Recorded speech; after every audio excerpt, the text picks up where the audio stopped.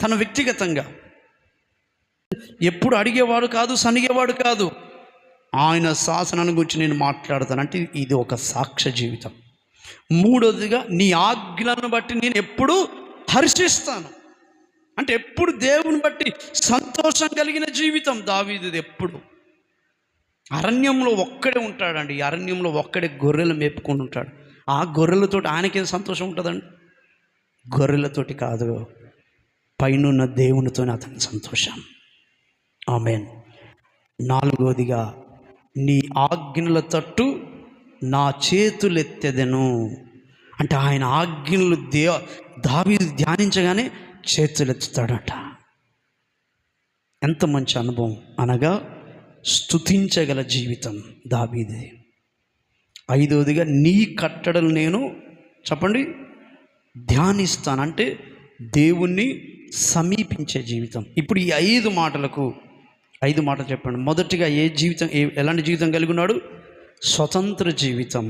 రెండవదిగా సాక్ష్య జీవితం. మూడవదిగా సంతోష జీవితం కలిగి ఉన్నాడు. నాలుగవదిగా స్తుతించే జీవితం. ఐదవదిగా దేవుని సమీపించే జీవితం. ఈ అనుభవాలన్నీ దావీదులో ఉన్నాయి కనుక ఆయన కనికరం ఎప్పుడు కూడా దావీదు నుండి విడిచిపెట్టలేదు. నీ బ్రతుకు కాలంలో కూడా ఈ 5 అనుభవాలు ఉండగలిగితే దావీదు మీదికి కనికరం చూపిన దేవుడే నీ కుటుంబం మీదికి, నీ పిల్లల మీదికి కూడా ఆయన కనికరపడే దేవుడై ఉన్నాడు. ప్రభువును చప్పట్లు కొడుతూ స్తుతిస్తూ గణపరుస్తాం. ఆయన కనికరపడే దేవుడు. దావీదు పట్ల కనికరపడ్డాడు. భయంకరమైన వ్యభిచార పాపం చేసినప్పటికీ కూడా ఆయన బ్రతుకు జీవితాన్ని మార్చుకొని ఇదిగో స్వతంత్రంగా ఉన్నాడు, సాక్ష్యంగా ఉన్నాడు, దేవుని సన్నిధిలో స్తుతించేవానిగా ఉన్నాడు, దేవునికి సమీపంగా ఉన్నాడు.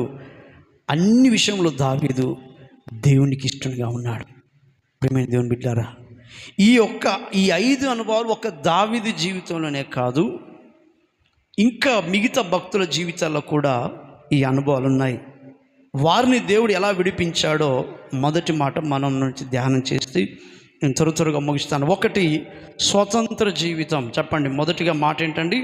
స్వతంత్ర జీవితం అంటే నిర్బంధము లేక నడుచుకొనుట. నేను అంటాను, మన క్రైస్తవ ఆధ్యాత్మిక జీవితంలో మనం రాకడ సమీపిస్తున్న కొలది మనకు ఎలాంటి బంధకాలు ఉండకుండా చూసుకోవాలి. అందుకే భూమి మీద మీరు దేన్ని బంధిస్తారో నేను పరలోకంలో అక్కడ నేను బంధిస్తాను. ఆ